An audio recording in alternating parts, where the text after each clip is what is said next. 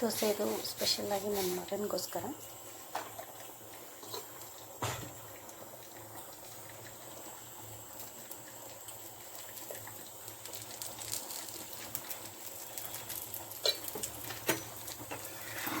ಹಾಗೆ ದೋಸೆಗೆ ನಾನು ಆಲೂ ಪಲ್ಯನೋ ಇಲ್ಲ ಚಟ್ನಿನೋ ಮಾಡಿಲ್ಲ.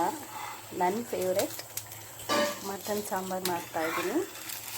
ಸೊ ಆಲ್ರೆಡಿ ಕುಕ್ಕರಲ್ಲಿ ಇಟ್ಟಿದ್ದೀನಿ ನಾನು. ನೀವು ನೋಡ್ತಾ ಇರ್ಬೋದಿಲ್ಲಿ. ಇನ್ನು 1 ವಿಷಲ್ ಬಂದರೆ ಸಾಂಬಾರು ರೆಡಿ ಆಗೋಗುತ್ತೆ.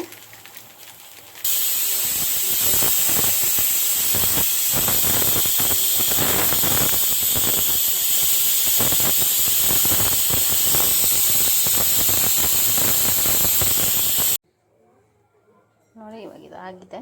ಸೊ ಕುಕ್ಕರ್ ಓಪನ್ ಮಾಡ್ತೀನಿ.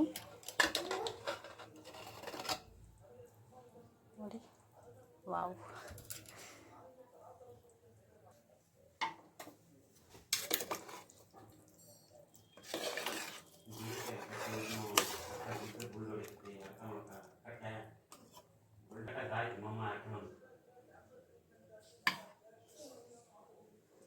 ಬಿಸಿ ಬಿಸಿ ಎಗ್ ದೋಸೆ, ಬಿಸಿ ಬಿಸಿ ಮಟನ್ ಕರಿ,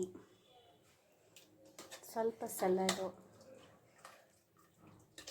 ಹಾಗೆ 1-2